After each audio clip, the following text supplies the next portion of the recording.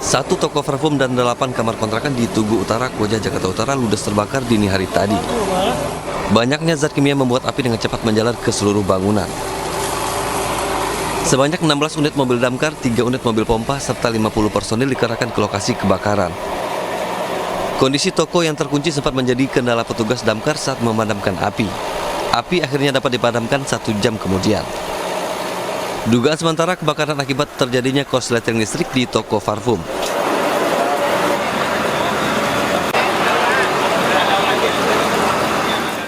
Relay 07, info bencana Kota Balikpapan, api membesar, Jalan Banjar Gunung Sari, segera, padamkan PLN, hidran terdekat dibuka, segera, info Balikpapan. Api dengan cepat membesar dan membakar 1 unit rumah warga di Jalan Banjar Gunung Sari, Balikpapan, Kalimantan Timur pada Rabu malam.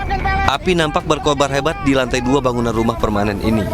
Api diduga berasal dari korsleting listrik. 8 unit damkar berhasil memadamkan api dalam waktu 20 menit.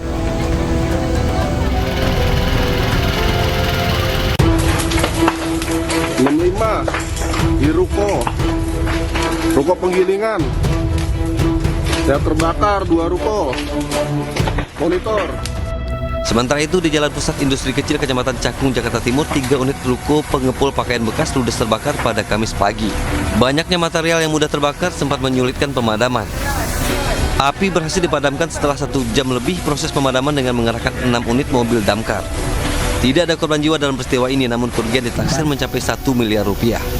Tim Liputan News melaporkan.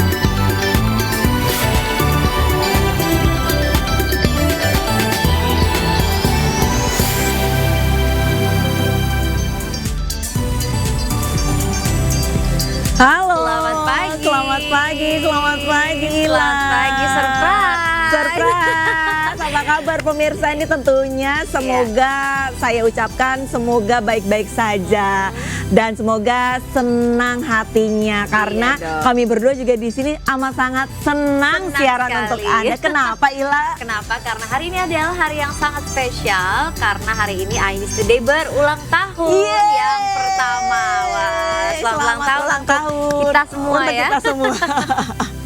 Sudah terlihat kan ada balon-balon, warna bajunya juga kita sudah amat sangat mencerminkan kita happy banget untuk merayakan ulang tahun yang pertama di Ainis Today. Betul sekali. Semoga Ainis Today tetap memberikan informasi-informasi yang tentunya menarik dan juga bermanfaat untuk pemirsa semua. Amin ya pemirsa, kami berdua senang sekali bisa menjumpai Anda di pagi hari ini. Tentunya kami akan menghadirkan informasi yang menarik, yang informatif dan tentunya penting untuk di-upgrade nih informasinya. Hari ini ada informasi apa saja ya? Ya, seperti nanti akan ada narasumber yang akan membahas terkait dengan pergantian status Jakarta dari daerah khusus ibu kota menjadi daerah khusus Jakarta. Kira-kira kita terdampak apa ya? Kita bukan warga ibu kota lagi. Oh iya. Tapi memang kayaknya sekarang juga kalau saya sih bukan warga Jakarta ya. Oh iya, saya lupa. Udah agak geser ya. Iya. Dan pemirsa, inilah Ainis Today selengkapnya untuk Anda. Pemirsa, di Treskrimum Polda Jawa Barat menggelar rekonstruksi pembunuhan cinta segitiga yang mayatnya ditemukan di Banjar, Jawa Barat. 24 adegan diperagakan oleh ketiga pelaku tersebut.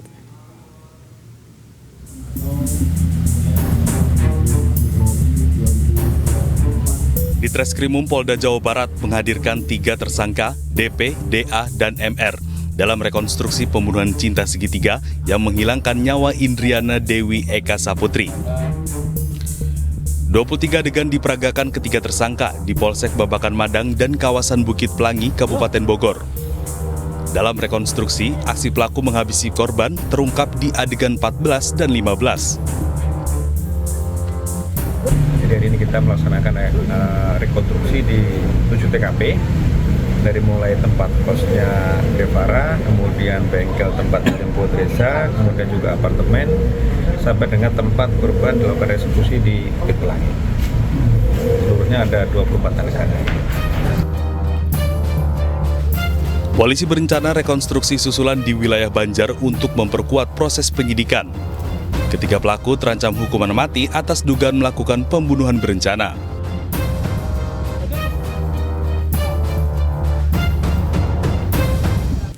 Pemirsa, 7 orang terluka setelah launcher pengangkut girder flyover jatuh menimpa kereta api Babaranjang di Sumatera Selatan. Jangan kemana-mana pemirsa, News Today akan segera kembali dengan informasi selengkapnya.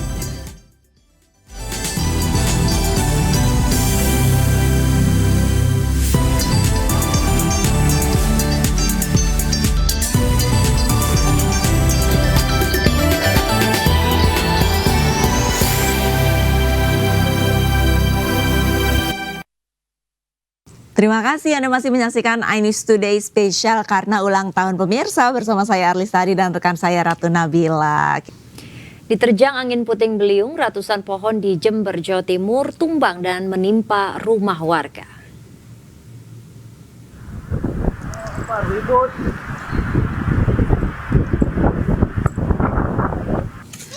Pemirsa, inilah detik-detik angin kencang menerjang kawasan persawahan dan permukiman di Kecamatan Sumbersari, Jember, Jawa Timur yang terekam kamera warga.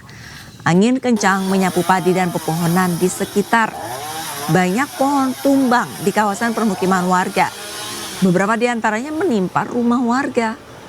Pohon besar juga roboh di kawasan jalan yang menjadi akses warga keluar masuk perkampungan. Petugas BPBD Jember melakukan pembersihan pohon dan ranting usai kejadian. Tidak ada korban jiwa, namun beberapa rumah warga gentingnya rusak dan akses jalan perkampungan terhalang pohon tumbang.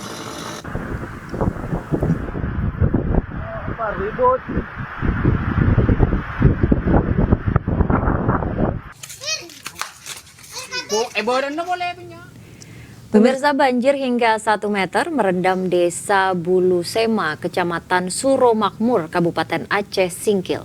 Hingga kini BPBD Aceh Singkil terus mendata rumah warga yang terendam banjir.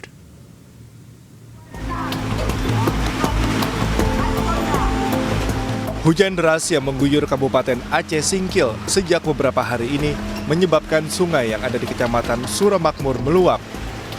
Akibatnya desa Bulu Sema, Kecamatan Suromakmur, Kabupaten Aceh Singkil terendam banjir dengan ketinggian diperkirakan mencapai 1 meter. Selain merendam rumah warga, banjir juga merendam jalan nasional dan sebuah masjid. Berdasarkan data Badan Penanggulangan Bencana Daerah Aceh Singkil, hingga kini banjir terjadi pada 2 desa di 2 kecamatan.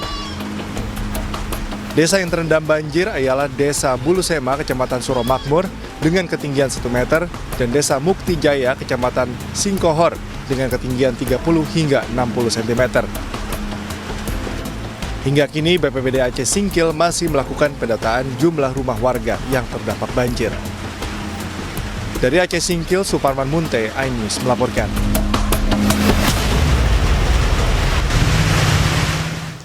Dari Aceh kita beralih ke Lampung, pemirsa. Hujan deras di wilayah Lampung ini sejak Kamis siang mengakibatkan pemukiman warga terendam banjir. Ya, sementara itu di Cirebon, Jawa Barat, banjir masih merendam permukiman warga.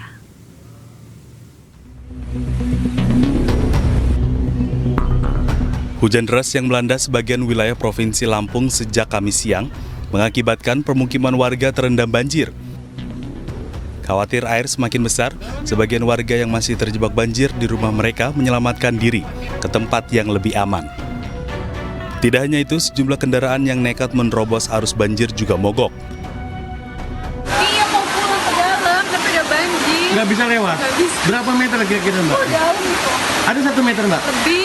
Lebih 1 meter lebih? Iya, ke belakang juga, tadi kan muter ke belakang. Udah banjir juga, udah nggak bisa. Sementara di Kabupaten Cirebon, Jawa Barat, banjir luapan Sungai Ciberes dan Sungai Cisanggarung masih menggenangi permukiman warga di sejumlah desa. Meski berangsur surut, namun ketinggian air masih berada di kisaran 40 hingga 50 cm. Warga berharap ada normalisasi sungai untuk mencegah terjadinya banjir susulan. Saat ini, warga di sejumlah desa yang rumahnya masih terendam banjir membutuhkan bantuan berupa air bersih dan makanan siap saji. Tim Liputan iNews melaporkan. Pemirsa, gara-gara utang seorang caleg di Solok, Sumatera Barat cekcok dengan tim suksesnya hingga menodongkan benda mirip senjata api. Ya, jangan kemana-mana, News Today akan kembali sesaat lagi.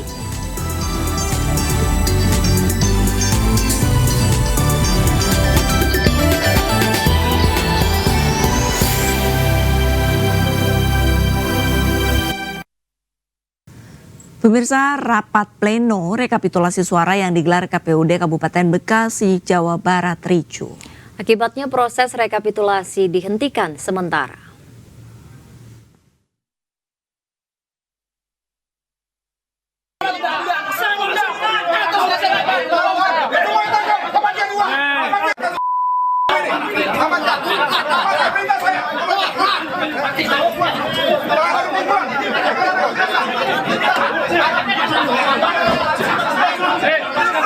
Kericuhan terjadi saat berlangsungnya proses rekapitulasi yang digelar Komisi Pemilihan Umum Kabupaten Bekasi.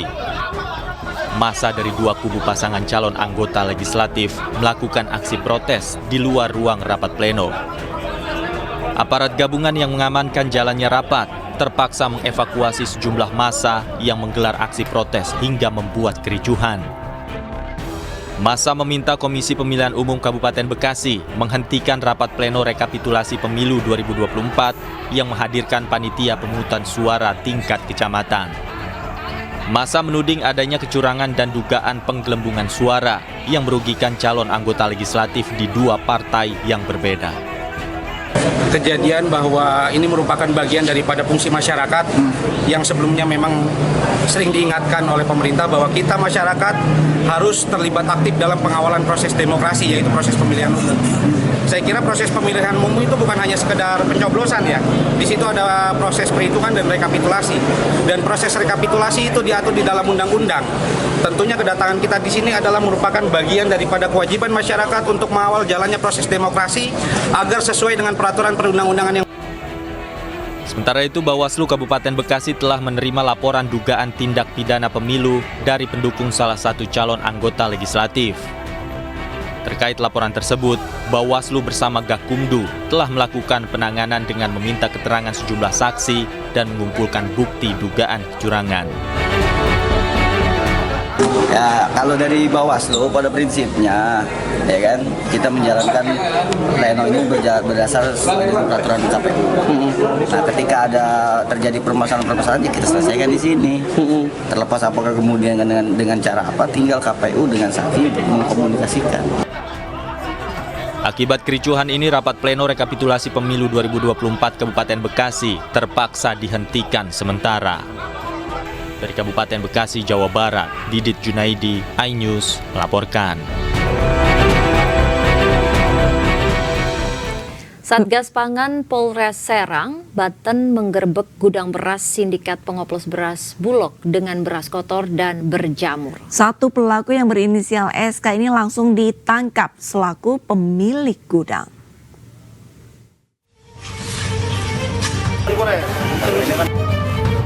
Di tengah harga beras yang masih tinggi, Satgas Pangan Polres Serang, Banten menggerebek gudang beras sindikat pengoplos beras Bulog dengan beras kotor dan berjamur di Kecamatan Carenang, Kabupaten Serang, Banten.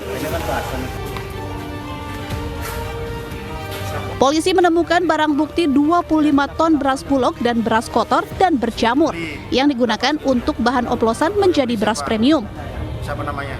Polisi juga menemukan tumpukan karung beras premium untuk diisi beras oplosan, serta sejumlah alat pemutih hingga pewangi vanili. Satu pelaku berinisial SK ditangkap selaku pemilik gudang. SK menjadi pelaku dugaan persaingan curang dan perlindungan konsumen terhadap oplos maupun repacking beras Bulog. Mengoplos beras Bulog dengan beras yang tidak layak konsumsi pun merepacking menjadi beras dalam bentuk premium. Kegiatannya adalah melakukan bleaching, blowing, repacking, dan melakukan pewangian terhadap produk beras tadi yang diedarkan di daerah-daerah Bogor, Tangerang, Serang, dan Cilegon. Pelaku yang telah beroperasi sejak 2019 ini sudah mengedarkan 270 ton beras yang tersebar di sejumlah kota dengan keuntungan Rp3.000 per kilogramnya. Dari Serang, Banten, Mahesa Apriandi, iNews melaporkan. Ini keji sekali ya, di saat harga beras lagi melonjak tinggi, tapi ternyata ada oknum yang memanipulasi, mengemas beras yang sudah tidak layak konsumsi, disulap jadi beras premium. Ini harus hati-hati nih buat ibu rumah tangga ya, untuk memilih beras yang baik untuk dikonsumsi sama keluarganya. Ya, betul sekali. Bukan hanya asal harganya saja yang murah begitu ya, tapi beras itu kan nanti bisa berbahaya bagi kesehatan kalau memang dia tidak layak dikonsumsi. Gitu. Betul.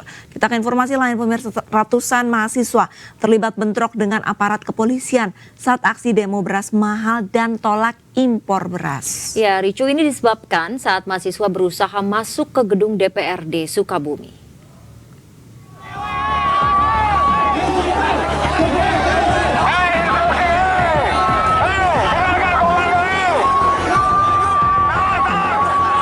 Inilah kericuhan yang terjadi antara ratusan mahasiswa dengan aparat kepolisian saat demo di gedung DPRD Kota Sukabumi, Jawa Barat. Ratusan mahasiswa berusaha masuk ke dalam gedung DPRD untuk menyampaikan aspirasinya kepada wakil rakyat. Aksi mahasiswa gagal karena dihalau oleh aparat kepolisian.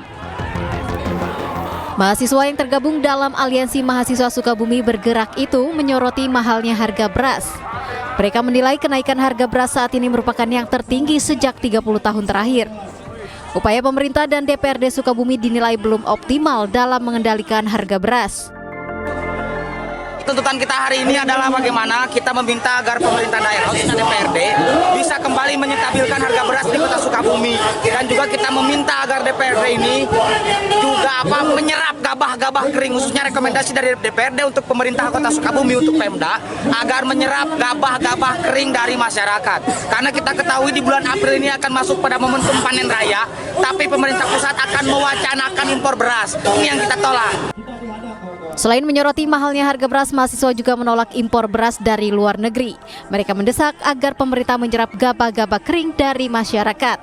Dari Sukabumi, Jawa Barat, Budi Setiawan, iNews melaporkan.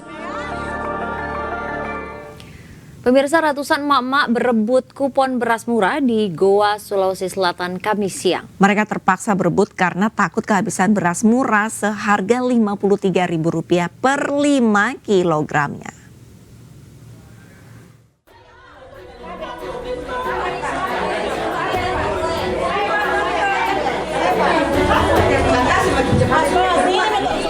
Rebutan kupon terjadi saat petugas dari Dinas Ketahanan Pangan Kabupaten Goa membagikan kupon beras murah di Jalan Andi Malombasang, Kecamatan Somba Opu, Kabupaten Goa, Sulawesi Selatan. Ratusan mama yang ikut kehabisan beras murah pun langsung berdesakan dan berebut kupon.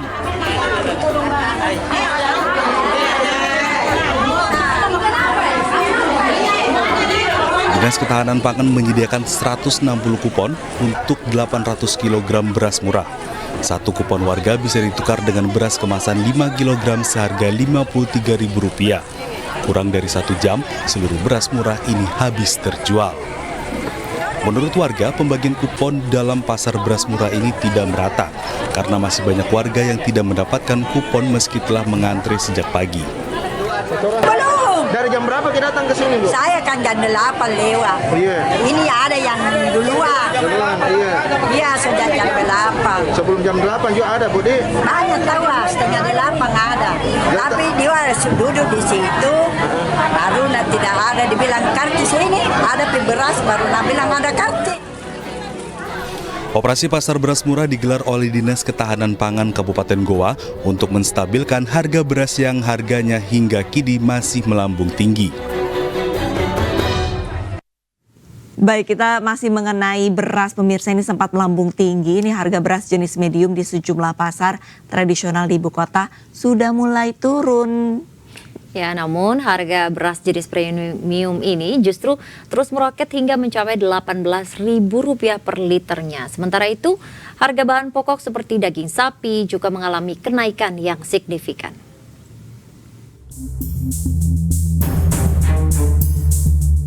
Harga komoditi beras yang sempat melambung tinggi kini mulai turun. Harga beras jenis medium yang semula mencapai Rp14.000 per liter kini kembali di harga Rp12.000. Sayangnya, turunnya harga beras medium ikut menurunkan kualitas beras tersebut. Meski harga beras medium turun harga, namun harga beras jenis premium justru mengalami kenaikan. Beras premium yang dijual Rp14.000 kini mencapai Rp18.000 per liter. Sejumlah pedagang mengaku masih mengalami penurunan omset penjualan terutama pada beras jenis premium. Pendapatan kalau naik gini ya otomatis turun lah sedikit, walaupun tetap orang namanya doyan panen wangi tetap belinya panen wangi. Selain komoditi beras, sejumlah sembako mengalami kenaikan jelang bulan Ramadan 2024. Harga telur mencapai Rp32.000 per kilogram. Sementara daging sapi mencapai Rp140.000 per kilogram. Selain itu, harga minyak goreng curah juga mengalami kenaikan yakni Rp17.000 per kilogram. Sementara minyak goreng kemasan dibanderol Rp32.000. Diprediksi sembako akan terus merangkak naik saat memasuki bulan Ramadan hingga Hari Raya Idul Fitri 2024. Dari Jakarta, Tim Liputan iNews melaporkan.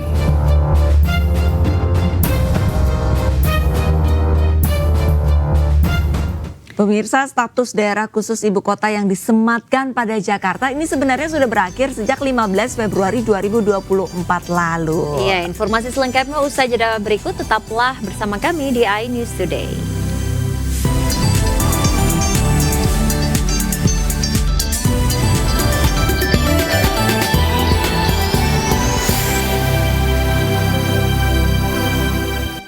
Masih bersama iNews Today, pemirsa, bersama saya Arlis Tadi dan Ratu Nabila. Pemirsa, tahukah Anda kalau status DKI yang disematkan pada Jakarta ini sudah habis sejak 15 Februari 2024? Ya, berarti ini sudah lewat hampir sebulan ya. Iya. Menurut Heru, saat ini rancangan Undang-Undang Daerah Khusus Jakarta masih dalam proses.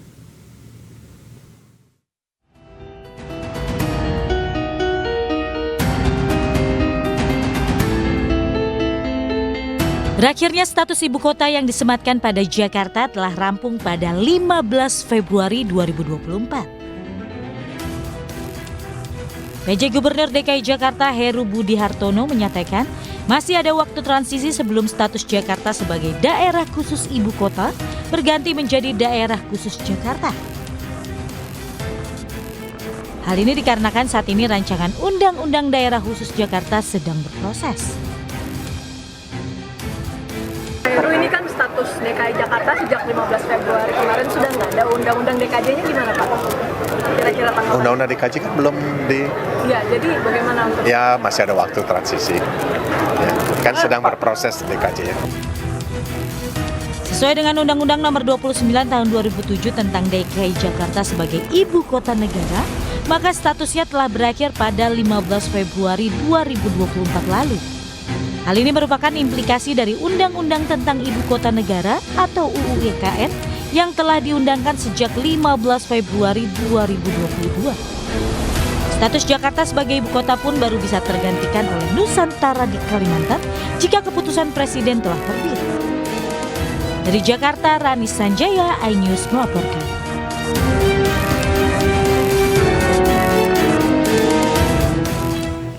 Ya, pemirsa, jika status ibu kota yang disematkan pada Jakarta ini berakhir pada 15 Februari 2024, lalu bagaimana nasib Jakarta setelah tidak menjadi ibu kota negara? Kira-kira apa saja yang berubah? Kita akan membahasnya bersama dua narasumber. Ada pakar hukum tata negara, Profesor Juanda, dan anggota DPR RI fraksi P3 Ahmad Baidowi. Selamat pagi Prof Juanda dan Mas Awi. Pagi, Ratu dan Bila. Baik, Prof Juanda, mungkin kameranya bisa diaktifkan, Prof Juanda? Baik, mungkin saya ke Mas Awi dulu. Mas Awi, ini kan per 15 Februari kemarin DKI Jakarta ini bukan lagi daerah khusus ibu kota, tapi berubah namanya menjadi daerah khusus Jakarta. Kira-kira selain nama, ada perubahan apa sih yang sebenarnya dampaknya tuh sudah bisa dirasakan oleh warga Jakarta, atau sebenarnya ya sama saja? Pertama, saya ingin meluruskan bahwa sampai hari ini DKI Jakarta masih ibu kota. Oke. Dan daerah khusus Jakarta belum ada. Ini supaya clear. Tidak terjadi informasi. Berarti masih DKI ya Mas ya? Iya, masih DKI. Undang-Undang IKN pasal 41 itu menyebutkan bahwa paling lama 2 tahun sejak Undang-Undang IKN disahkan, Undang-Undang 29 tahun 2007 tentang DKI Jakarta diubah sesuai dengan ketentuan undang-undang itu. Artinya apa?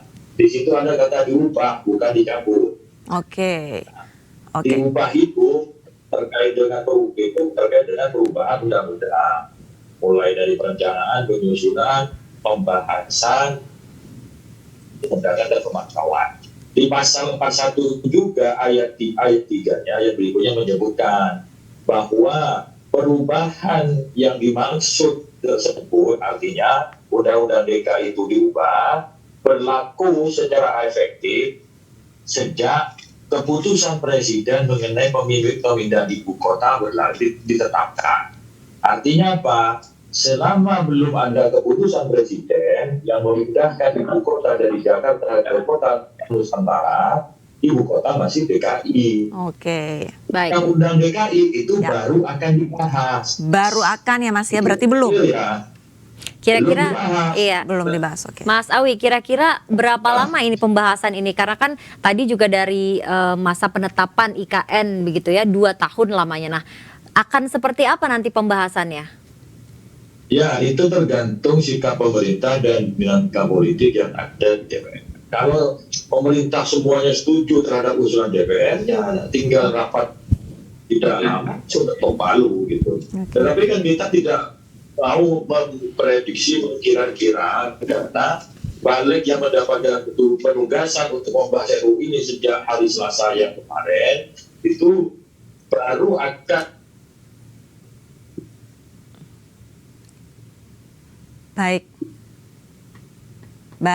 Karena semuanya punya kesibukan dan kemarin terbentur dengan persiapan pemilu. Nah, sekarang pemilu sudah selesai, insya Allah pada masa sidang ini RUU DKJ itu bisa disahkan. Berarti semuanya tergantung dari pemerintah ya Mas Awi ya. Mas Awi, saya ke Profesor Juanda terlebih dahulu. Prof, ini melihat RUU DKJ ini kan baru akan dibahas. Nah, ini yang menjadi gunjang-gunjing di tengah masyarakat. Ini yang mempertanyakan untuk penunjukan gubernurnya. Nah, ini lagi desas-desusnya naiknya seperti itu. Kalau menurut Prof, untuk RUU DKJ di mana gubernur ini tidak melalui pilkada, kalau menurut Anda sudah tepat atau belum, Prof? Iya, saya kira memang saya menggunakan mazhab atau dalil prinsip kedaulatan rakyat. Dan kebetulan ya, terlepas dari pro dan kontra, disertasi saya adalah yang mengusulkan pemilihan langsung tuh disertasi saya itu 20 tahun yang lalu. Jadi tentu saya tetap konsisten dengan penelitian saya yang telah melalui analisis objektif dengan metodologi ilmiah yang saya pakai, ya, dengan pendekatan teori demokrasi, teori desentralisasi, maka berdasarkan sistem Undang-Undang Dasar 45, ya, berdasarkan pasal 1, terus contoh pasal 18, ya, bahwa pemilihan kepala daerah itu, ya, secara demokratis itulah yang paling tepat, bukan ditunjuk, ya, kecuali memang itu seperti daerah istimewa Yogyakarta itu punya sejarah tersendiri. Tetapi untuk DKI memang punya sejarah tersendiri, tapi berbeda dengan Yogyakarta, ya, artinya bahwa boleh menggunakan kata kekhususan, tetapi dalam konteks nomenklatur pemilihan kepala daerah, ya, tetap menggunakan prinsip kedaulatan rakyat. Berikanlah kepada rakyat untuk memilih pemimpinnya dalam 5 tahun sekali. Jadi berdasarkan asas kedaulatan rakyat, berdasarkan asas demokrasi, berdasarkan asas desentralisasi, maka lebih tepat bandul, ya, demokrasi itu jangan ditarik menjadi sentralisasi. Dengan ditunjuk, maka itu namanya menjungkar balikkan asas dan teori yang saya maksud tadi. Saya kira itu tidak tepat. Dan Baik, Prof. itu pasti adalah menyinggung dan mengecewakan rakyat. Masa satu kali dalam 5 tahun rakyat tidak dipercaya dalam rangka memilih pemimpinnya. Itu saya kira. Baik, jadi dengan penunjukan langsung kurang tepat begitu ya. Baik, kita ke Mas Awi. Mas Awi, apakah nanti poin-poin ini juga yang akan kemudian dibahas gitu? Apakah yang nantinya akan terlihat alot gitu? Poin-poin apa saja yang nantinya akan dibahas di DKJ? Ya pasti salah satunya pasal 10 itu. Ya. Nanti tergantung sikap dari pemerintah dan fraksi-fraksi. Ada basis argumentasinya ya terkait dengan bagaimana sebenarnya kekhususan dari DKI. Terus sifat otonominya DKI itu apa? Nah selama ini kan otonomi satu tingkat. Memang ada istilahnya itu kan demokrasi asimetris kalau di DKI Jakarta. Kenapa? Karena pilkada kabupaten kota itu di Jakarta tidak ada. Karena sifat otonominya diberikan ke provinsi. Nah, perdebatannya kemudian apakah tetap menggunakan sistem pemilihan secara langsung atau menggunakan seperti yang draft yang ada usulan dari DPRD dan kemudian ditunjuk oleh presiden. Nah, persoalan demokratis dalam konstitusi itu kan bermakna ada dimaknai secara langsung, tapi juga bisa dimaknai secara tidak langsung. Demokrasi perwakilan sebagaimana yang diatur dalam sila keempat Pancasila.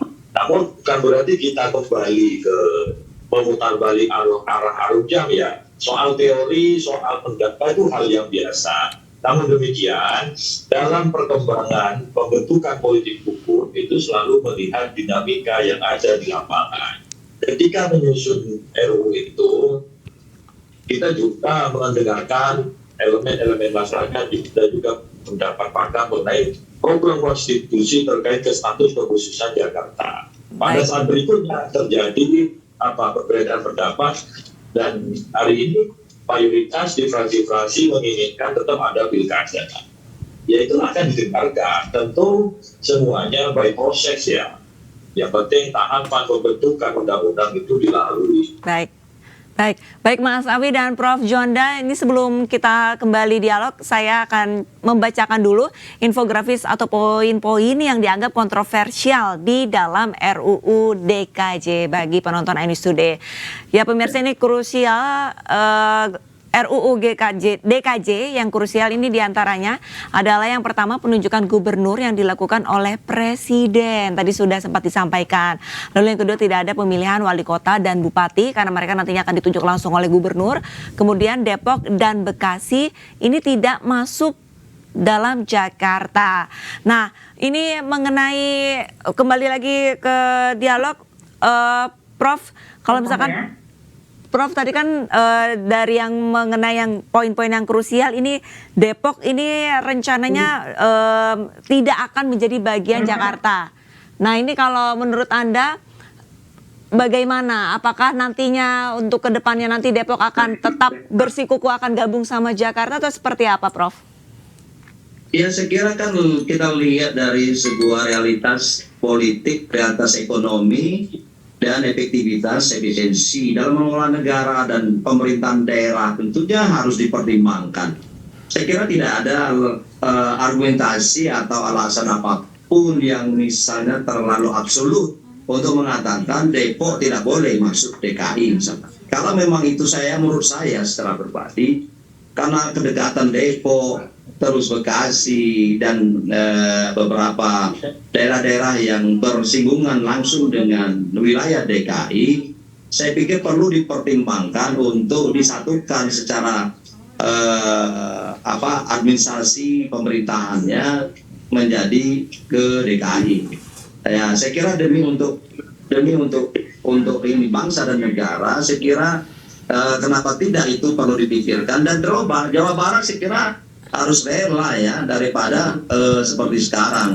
Kalau sekarang misalnya pengelolaan seperti katakanlah ada banjir, ada apa segala macam, itu kan belum terintegrasi bagaimana kebijakan kepala daerah DKI misalnya. Nanti ke depan saya pikir ini sekaligus perlu dipertimbangkan ya dalam rangka merubah undang-undang, baik itu adalah undang-undang DKI maupun Jawa Barat sendiri. Baik. Baik, terakhir mungkin Mas Awi, pendapat Anda mengenai pendapat Prof. Juanda seperti apa? Ya, DKI dan konsep DKJ itu tidak menambah luasan wilayah. Tetap DKI yang ada dikonversi menjadi daerah khusus Jakarta. Wilayah-wilayah Jakarta, kalau masih mengambil wilayah-wilayah yang lain, nanti kenapa hanya Depok dan Bekasi? Oh, ada Bogor dan Kota Tangerang Selatan. Itu biarlah mereka menjadi bagian dari provinsi existing, karena harus mengubah undang-undang pembentukan di pembentukan kabupaten kota yang ada di sekitaran Jakarta. Maka jalan tengahnya dibentuklah kawasan aglomerasi, kemudian nanti dikoordinasikan oleh pemerintah pusat, yakni wakil presiden. Tujuannya apa? Seperti yang disampaikan Prof. Juanda tadi, persoalan DKI Jakarta itu kompleks. Pertama, yang klasik adalah persoalan kemacetan, persoalan transportasi. Nah, kemacetan dan transportasi ini tidak hanya bisa diurus oleh Jakarta, karena penyeimbang. Itu juga ada mobilisasi warga. Ini, Namil. Ya, nggak apa-apa, Prof. Baik, jadi, Mas Awi. Ada keterlibatan warga-warga di luar Jakarta masuk ke Jakarta untuk kontribusi terhadap kemacetan. Baik. Untuk mengurangi kemacetan ini juga harus pola transportasi umum ataupun transportasi secara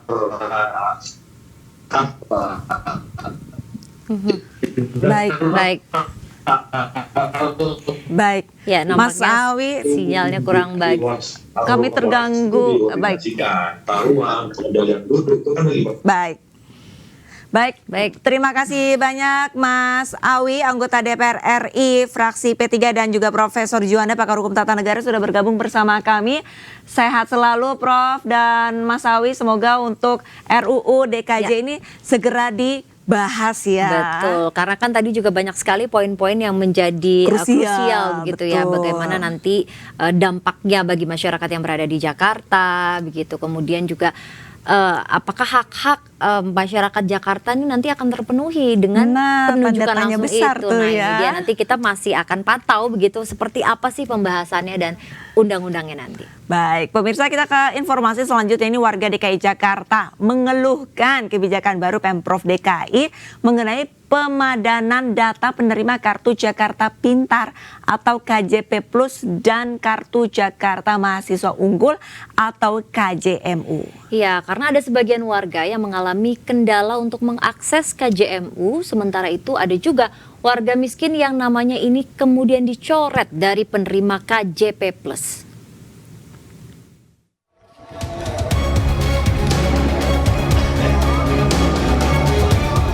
Puluhan warga DKI Jakarta mengantri untuk mengurus Kartu Jakarta Pintar atau KJP dan Kartu Jakarta Mahasiswa Unggul atau KJMU di Kantor Pusat Pelayanan Pendanaan Personal dan Operasional Pendidikan atau P4OP Distrik DKI Jakarta. Sebagian warga mengeluhkan adanya perubahan sistem kebijakan baru terkait pembaruan data yang mengakibatkan warga miskin yang berhak menerima bantuan KJP dan KJMU menjadi tidak terdaftar. Saya mengurus KJP anak saya mandek 7 bulan. Sebelumnya karena kenapa mandeknya Bu? Sebelum itu dia masalahnya tuh pas lulusan, yang lain pada dapat, anak saya doang kagak. Iya. Tapi selama 7 bulan nggak pernah nanya ngurusnya bagaimana-bagaimananya gitu? Saya kesini terus, tapi dibilangin katanya kemiskinannya bertambah. Baru ada kebijakan baru yang mana hampir setengah lebih dari penerima KJMU itu datanya tidak ada. Diakibatkan karena awalnya itu keluar masalah desil. Nah, tapi di hari Selasa desil itu sudah hilang. Desil sudah hilang dan sekarang saya sudah mencoba memasukkan kembali melalui linknya P4OP. Nah, tetapi di sini saya juga belum sukses. Padahal di DTKS itu terdaftar. Warga berharap pejabat terkait bisa segera membenahi sistem agar dana bantuan KJP dan KJMU bisa segera cair untuk warga yang membutuhkan. Sementara itu untuk memastikan KJP dan KJMU tepat sasaran, Dinas Pendidikan DKI Jakarta kini menggunakan data terpadu kesejahteraan sosial atau DTKS dari Kementerian Sosial. Badan Pusat Statistik dan Registrasi Sosial Ekonomi untuk menjangkau peserta didik atau mahasiswa dari keluarga tidak mampu agar bisa menuntaskan pendidikan. Dari Jakarta, Rio Manik, iNews melaporkan. Pemirsa, sejumlah mahasiswa menemui pejabat Gubernur DKI Jakarta Heru Budi Hartono Kamis sore terkait dengan polemik pengurangan penerima Kartu Jakarta Mahasiswa Unggul atau KJMU. Heru memastikan bagi mahasiswa yang telah mendapatkan bantuan sosial KJMU tidak akan dicoret dari daftar. Tetapi pemerintah akan mengevaluasi setiap 6 bulan agar penerima KJMU tepat sasaran.